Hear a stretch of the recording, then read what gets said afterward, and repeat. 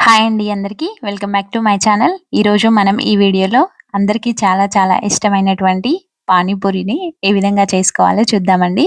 మనం ఇంట్లోనే ఈజీగా పానీపూరి అనేది చాలా తొందరగా ఈజీగా చేసుకోవచ్చు. మనం ఇప్పుడు ఈ వీడియోలో పానీపూరిని ఇంట్లోనే ఈజీగా ఏ విధంగా చేసుకోవాలో చూద్దామండి. వీడియోలో చూపించిన విధంగా ముందుగా మనం తెల్ల బఠానీలని ఒక 5 గంటల పాటు ముందుగానే నానబెట్టుకోవాలండి. మనం ఈవినింగ్ చేసుకోవాలి అనుకుంటే 11కి అలా 12కి అలా మనం నానబెట్టుకుంటే సరిపోతుంది. వాటిని నానిన తర్వాత మరొకసారి మనం వాటిని శుభ్రంగా కడుక్కొని అందులోకి ఒక బంగాళాదుంపని పెద్ద సైజు బంగాళాదుంపనైతే యాడ్ చేసుకొని కుక్కర్‌లో వేసుకొని ఒక 5 విజిల్స్ వచ్చే వరకు ఉడికించుకోవాలండి. మనకి బఠానీలు అనేవి ఉడకడానికి చాలా టైం అయితే పడుతుంది. అందుకని నానిన బఠానీలనే మనం ఉడికించుకోవడానికి ఒక 5, 6 విజిల్స్ వస్తే సరిపోతుంది. మనకి ఆ పప్పులు ఉడికే అంతలోపు పిండినైతే తయారు చేసుకుందామండి. పూరీల కోసం ఈ పూరీ పిండిని ఏ విధంగా తయారు చేసుకోవాలి అంటే, ఒక కప్పు మైదా పిండికి ఒక 5, 6 టేబుల్ స్పూన్ల వరకి మనకి సూజీ రవ్వ అయితే పడుతుంది. తర్వాత అందులోనే ఒక పావు టేబుల్ స్పూన్ వరకి సాల్ట్ అయితే యాడ్ చేసుకోవాలి. వీటిని వాటర్ యాడ్ చేసుకుంటూ మనం చపాతీ పిండిలాగా కలుపుకోవాలి. ఈ విధంగా పిండినైతే మనం కలుపుకోవాలండి. ఈ విధంగా పిండిని కలుపుకున్న తర్వాత మనం ఒక హాఫ్ ఎన్ అవర్ పాటు దాన్ని పక్కకు పెట్టుకోవాలి. మనకి సూజీ రవ్వ అనేది నానడానికి కొంచెం టైం అయితే పడుతుంది. మనకి పూరీ పిండి అనేది ఎంత సాఫ్ట్‌గా కలుపుకుంటే పూరీలనేవి అంత బాగా పొంగుతాయండి. కానీ మనం మర్చిపోకుండా ఉండాల్సింది ఏంటి అంటే వెంటనే చేసుకోకూడదు. ఒక హాఫ్ ఎన్ అవర్ తర్వాత నానిన తర్వాత మనం పూరీలు చేసుకుంటేనే అవి అనేవి మనకి చాలా సాఫ్ట్‌గా అయితే వస్తాయి. ఈ విధంగా వీడియోలో చూపించిన విధంగా ఈ కన్సిస్టెన్సీతోని నానబెట్టుకున్న తర్వాత మనం లాస్ట్‌లో కొంచెం ఆయిల్ అప్లై చేసి దాన్ని పక్కకు పెట్టేసుకోవాలండి. ఈ విధంగా కలుపుకొని ఒక 2, 3 చుక్కల ఆయిల్ అనేది పైన యాడ్ చేసుకొని మూత పెట్టేసి దాన్ని ఒక హాఫ్ ఎన్ అవర్ పాటు పక్కకు పెట్టేస్తే సరిపోతుందండి. తర్వాత మనం పానీపూరిలోకి వాడే వాటర్ కోసం అని చెప్పేసి ఒక నిమ్మకాయ సైజు అంతా చింతపండునైతే తీసుకొని దాన్ని శుభ్రంగా కడిగి ఈ విధంగా వాటర్ పెట్టుకొని నానబెట్టుకోవాలండి. చింతపండు నానేలోపు తర్వాత మనం ముందుగా నానబెట్టుకున్నటువంటి పూరీ పిండినైతే తీసుకోవాలి. ఇప్పుడు ఈ పూరీ పిండిని మనం మళ్ళీ ఒక 2 నిమిషాల పాటు ఈ విధంగా అయితే మెత్తగా కలుపుకోవాలి. కలుపుకున్నటువంటి ఈ పూరీ పిండితో ఇప్పుడు మనం పూరీలు ఏ విధంగా చేయాలో చూద్దామండి. మనం ఈ పానీపూరీల కోసం పానీపూరీలను చిన్న చిన్న పూరీలుగా 2 విధాలుగా అయితే చేసుకోవచ్చండి. మనం ముందుగా ఈ విధంగా పెద్ద సైజు ఉండ ఒకటి తీసుకొని అది ఒకటి పెద్ద సైజు చపాతీ చేసుకోవాలి. ఆ చపాతీకి అనేది ముందు వెనక ఆయిల్ అనేది రాస్తూ ఈ విధంగా పెద్దగా ఒత్తుకోవాలి. ఈ పూరీలు అనేవి మరీ పల్చగా కాకుండా, మరీ మందంగా కాకుండా మీడియం సైజులో ఉండే విధంగా ఒత్తుకోవాలండి. ఈ చపాతీ అనేది మరీ పల్చగా ఒత్తినట్లయితే కట్టెలాగా వస్తాయి. మనకి చెక్క చెక్కగా ఉంటుంది. పూరి అనేది పొంగదు. అలాగే మందంగా ఒత్తుకుంటే మనకి పూరి అనేది కొంచెం మెత్తగా వస్తుంది. అలా కాకుండా మంచి కన్సిస్టెన్సీతో ఉండాలి అంటే నార్మల్‌గా ఉండేటట్టు ఒత్తుకోవాలండి.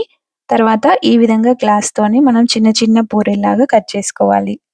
ఈ విధంగా చిన్న చిన్న పూరీల్లాగా కట్ చేసుకున్న తర్వాత మనం వీటిని ఆయిల్‌లో డీప్ ఫ్రై చేసుకుంటే అవి పూరీలాగా పొంగిపోతాయండి.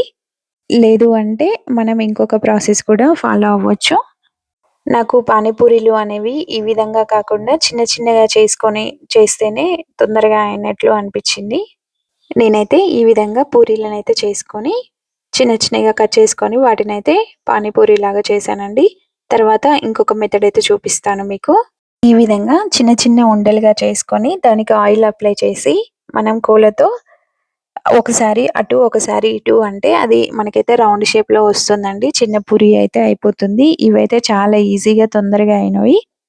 ఈ విధంగానే మిగిలినటువంటి పూరీలనేవి మొత్తం ఒత్తుకోవాలి.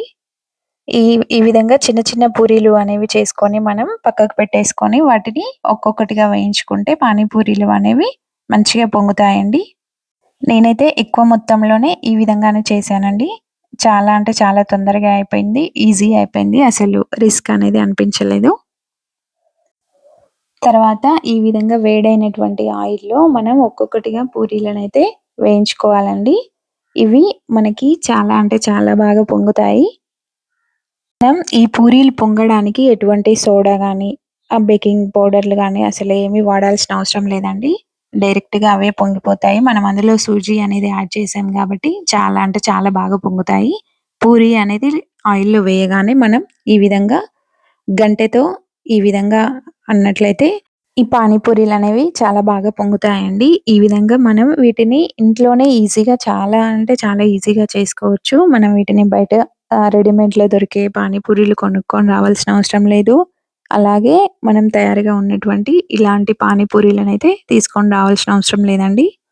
మీకు వీలైతే మీరు కూడా ఒకసారి ట్రై చేసి చూడండి. వీడియోలో చూపించిన విధంగా నేనైతే అన్ని పూరీలను ఈ విధంగానే చేసుకున్నానండి. ఒక్కొక్కటిగా వేసుకుంటూ అవి పొంగే కొద్దీ మరొకటి యాడ్ చేసుకున్నాను. ఈ విధంగా తొందరగా పానీపూరీలైతే చేసుకోవడం అయితే ఈజీగా అయిపోయింది. మనలో చాలామంది పానీపూరి అంటే ఇదొక జంక్ ఫుడ్. అంటే బయట ఫుడ్ మనం తినొద్దు, మంచిది కాదు హెల్త్‌కి అది అనే కొంచెం అపోహలో అయితే ఉంటారు. నాకు తెలిసినంత వరకు ఇది అలాంటి ఫుడ్ అయితే ఏం కాదు. మనకి ఇది పానీపూరి అనేది హెల్తీ ఫుడ్ ఎప్పుడవుతుందంటే, ఇంట్లో తయారు చేసుకున్నప్పుడే హెల్తీ ఫుడ్ అవుతుందండి. ఎందుకు అంటే, మనం పానీపూరిలో వాడేటువంటి చింతపండు రసం కానీ, పుదీనా, కొత్తిమీర, మిగిలిన ఈ పప్పు కానీ, ఆలు కానీ, ఇందులో మనకి చాలా పోషక పదార్థాలు అయితే ఉంటాయి. ఈ విధంగా ఉడికిన తర్వాత బఠానీ పప్పులైతే ఈ విధంగా ఉడికాయండి. తర్వాత ఆలుని సెపరేట్ చేసి మనం వాటి పైన ఉన్నటువంటి పొట్టు అనేది వేరు చేసుకోవాలి. పానీపూరి రసం కోసం అయితే పుదీనా, కొత్తిమీర, కొంచెం అల్లం ముక్కలు, అలాగే ఒక 4, 5 మిరియాలు యాడ్ చేసుకొని, కొంచెం సాల్ట్, కొంచెం పచ్చిమిర్చి అనేది యాడ్ చేసుకోవాలండి. ఇవి అన్నీ కూడా మనం మిక్సీ పట్టుకోవాలి. ఈ మిక్సీ అనేది చాలా అంటే చాలా మెత్తగా రుబ్బుకోవాలి. తర్వాత మనం ముందుగా నానబెట్టుకున్నటువంటి చింతపండు రసం అయితే తీసుకోవాలండి. ఇది మొత్తం పిండిన తర్వాత అందులోనే మనం రుబ్బి పెట్టుకున్నటువంటి ఆ మిశ్రమాన్ని అయితే యాడ్ చేసుకొని, మనకి తగిన మోతాదులో వాటర్ అయితే యాడ్ చేసుకోవాలి. ఈ విధంగా యాడ్ చేసుకున్న తర్వాత మనం ఇప్పుడు స్టఫింగ్ కోసమని మిశ్రమాన్ని అయితే తయారు చేసుకుందాము. మనం ఉడికించి పెట్టుకున్నటువంటి ఆలుని ఈ విధంగా స్మాష్ చేసుకొని, అందులో మనం ఉడికించుకున్నటువంటి బఠానీ పప్పులనైతే యాడ్ చేసుకోవాలండి. మనకి ఈ మిశ్రమం అనేది పూర్తిగా మెత్తగా కాకుండా కొంచెం పంటికి తగిలే విధంగా ఉంచుకోండి ఉడికిన తర్వాత అందులో కొంచెం ఉప్పు, కారం, అలాగే కొంచెం ధనియాల పౌడర్, కొంచెం జీలకర్ర పౌడర్ అయితే యాడ్ చేసుకున్నాను నేను. తర్వాత మనం సన్నగా తరిగి పెట్టుకున్నటువంటి కొంచెం కొత్తిమీర తురుగునైతే యాడ్ చేసుకుందాము. తర్వాత మనం సన్నగా తరిగి పెట్టుకున్నటువంటి ఆనియన్స్‌ని యాడ్ చేసుకొని వాటిని కలిపి పక్కకు పెట్టేసుకుంటే అయిపోతుంది. అలాగే మనం ఈ మిశ్రమంలోనే ఒక నిమ్మకాయనైతే యాడ్ చేసుకోవాలండి. మనం నిమ్మకాయ లేని వాళ్ళు ఆమ్చూర్ పౌడర్ యాడ్ చేసుకోవచ్చు. లేదు అంటే కొంతమంది లెమన్ సాల్ట్ కూడా వాడతారు. నేనైతే అట్లాంటివి ఏమీ వాడలేదు. ఇంతేనండి. మనం అందరికీ ఎంతో ఇష్టమైనటువంటి పానీపూరి అనేది రెడీ అయిపోయినట్లే. మనం ఈ విధంగా తయారు చేసుకున్నటువంటి పూరీలోకి స్టఫింగ్ పెట్టుకొని, అందులోకి మనం తయారు చేసుకున్నటువంటి పానీపూరి రసంని యాడ్ చేసుకొని తిన్నట్లయితే చాలా అంటే చాలా టేస్టీగా ఉంటుందండి. ఇంతేనండి. పానీపూరి అనేది చాలా అంటే చాలా ఈజీగా మనం ఇంట్లోనే తయారు చేసుకోవచ్చు. మీరు కనుక ఒకసారి ఇంట్లో ఈ విధంగా ట్రై చేసి చూసినట్లయితే మళ్ళీ బయట తినాలని అస్సలు అనిపించదండి. ఇంతేనండి. పానీపూరిని ఇంట్లోనే ఈజీగా తయారు చేసుకోవచ్చు. Thank you for watching. Please subscribe this channel. అలాగే కామెంట్ చేయడం, లైక్ చేయడం మర్చిపోవద్దండి. Thank you.